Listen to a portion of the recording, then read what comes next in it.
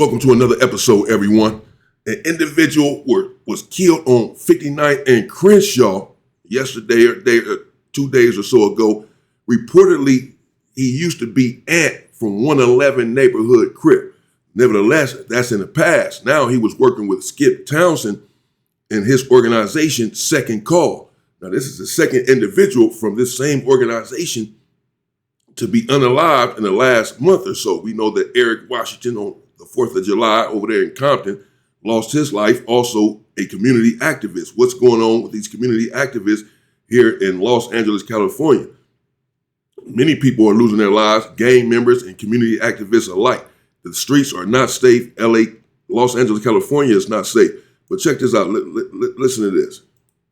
Obviously, still a very active scene here behind me. And sadly, as you describe, that Second Call organization, the good work that they are doing in this community, they confirmed to me tonight that it was one of their team members who was killed in this tragedy. And we want to show you his photo here. This is Reginald Foreman, Second Call leadership telling me that he was a critical part of their team. He drove their van, which sadly now is behind me here as part of this investigation. I'm told he was out on a call today working on a fencing project, just trying to make this area, this stretch of 59th and Crenshaw, safer for the people who live here. He was working alongside two other members of that Second Call organization when those shots rang out. The group, I'm told, took off running, and that's when they realized that Reginald had been hit. He died here at the scene. Now, I spoke to the co-founder of Second Call, who said Reginald was just trying to make a difference when his life was taken. Very positive, uplifting person, wanted to help others, so this is truly a loss. He was not the guy he was when he was 17 or 18. So, I look at him as being an influence. He could have helped influence to where we could have saved a lot more lives. For me, it's killing me inside. So for the team, I don't know if they want to come back out here. The guys who worked with him probably don't want to come back out here tomorrow. And as we mentioned at the top of the story, this really has been a very difficult month or so for this organization. They were already mourning one of their own. Member Eric Washington was one of two people killed in Compton on July 4th. Again, part of Second Call. He was reportedly trying to de-escalate a fight when those shots were fired. Leadership said a very difficult time right now. But as for a suspect in this specific shooting right now, we still don't have a description at last check. Nobody was in custody. But again, as you can see behind me here, officers are still combing through this evidence, trying to piece this together. And of course, we will keep you updated as this investigation continues. Reporting. Hey, man. That's messed up. Okay, we have more. We're going to find out exactly what happened here with this individual. But as you can see, it's tough being in the streets of L.A. Now let's read this. A gang intervention activist was fatally shot in the Hyde Park neighborhood of South Los Angeles on Thursday afternoon, 2 days ago, according to the CEO of Second Call, the nonprofit organization the victim worked with. It happened at around 3:15 p.m. near Crenshaw Boulevard and West 59th Street, according to Los Angeles Department officers. They were called to the scene after learning a 51-year-old man was struck by gunfire, 51. The victim, who was identified by Second Call as Reginald Foreman, was pronounced dead at the scene by Los Angeles County firefighters. Police say a man was seen running from the area after the shooting, and the police believe it is gang-related. The police believe that it was gang-related. They had said that some witnesses or someone, I know the police had said that they had seen some witnesses or someone seen some young individuals running from the scene. But why would they think that it's gang-related? This man is 51 years old, and he was no longer a gang member. He used to be, apparently, but he got out of the street. As we can hear, he was there on Crenshaw building fences along the area, working with the organization in the community to help keep the community safe and such. He was out there doing actual work in the community at the time he was killed on Thursday, doing actual work for the community to try to help out the people in the community. And apparently someone from the community is who killed him, according to the description.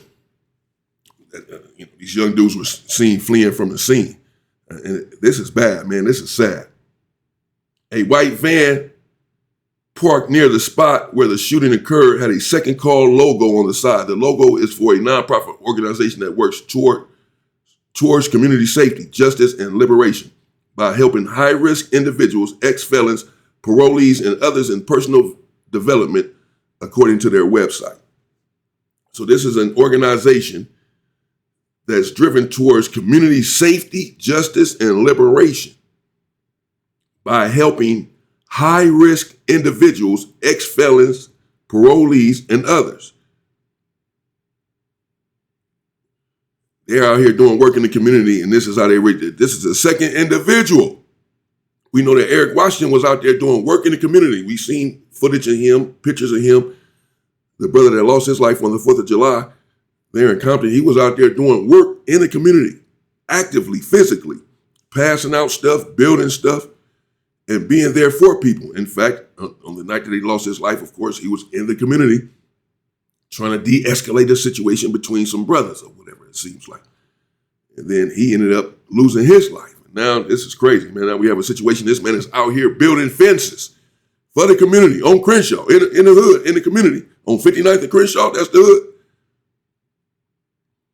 But still, he's over there trying to do good in the hood, do right in the hood. He's working with an organization that's helping ex-cons and ex-felons get themselves together. Wow, and this is, I don't know. I don't know what happened. You all let me know what you think in the comments. I don't know what happened here with this brother. Rest in peace to him, man. Reginald, rest in peace to Reginald. I don't understand how it can be gang related if he's no longer in the gang. Don't know how long he's been away from the gang activity. He's 51 years old. Don't know how long he had gotten out of the gang. How long had it had been since he had gotten out of the gang, but he was no longer in the gang.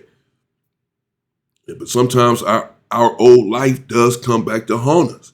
Even though we're trying to do right now, get out of the street, get out of the way, and even reach back in the community. I've seen this innumerable times with individuals who are activists who have gotten out of the street and are coming back to the ghetto to get individuals out of the street as well, lose their life in the hood.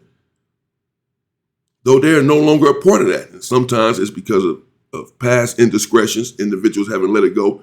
Oh, you think you can do all of this and do all of that and then stop banging, talking about you're with God or whatever now. No, you already did this and did that. And, it's up for life. And again, I don't know the situation here. I don't know that it was gang related. I don't know if he had an argument with someone. I don't know if he caught a bullet he wasn't supposed to. It was just a shooting out there and he ended up getting hit. It seems like they appear to be believing that it was a targeted hit, that the bullets were meant for him. And again, that some young individual was running away from the scene and that they believed that it was gang related. I don't know how it's gang related. It certainly can't be gang related on his part. He no longer is a gang member. He's working with a community organization to help get individuals out of gangs for the liberation of the community, safety, and justice. This is how he's repaid. And, you see Skip Townsend there, the co-founder of Second Call, and he was emotional, understandable. He knows this man personally, of course. He worked with him and his organization, and he understands that this man had changed his life and is out there in the community trying to do right. And as he said, people may not want to come out now and help out. You're going to have individuals afraid to come out and help in the community, to join this organization. This is the second one that had died in the last month. So you want me to come and join and build some fences and pass out food and all this to the community, to these freaking heathens? And I turn my back and they shoot me in the head. I'm over here trying to help them. What the hell, man? People just gonna leave us to ourselves, man. Let them eat themselves and die. Let them kill themselves off. Get their ass out of the way. Please, we don't want to deal with them. Let them stay over there in their little area, crowded, miserable, poor, and let them just kill each other. And when they kill each other off, then we'll go over there and build it up and move some different people in. Let them we don't want to go over there and try to help these individuals because they don't want to be helped. This is what people are starting to believe now. Because as soon as people come out and try to help, they lose their life. He didn't bang no more.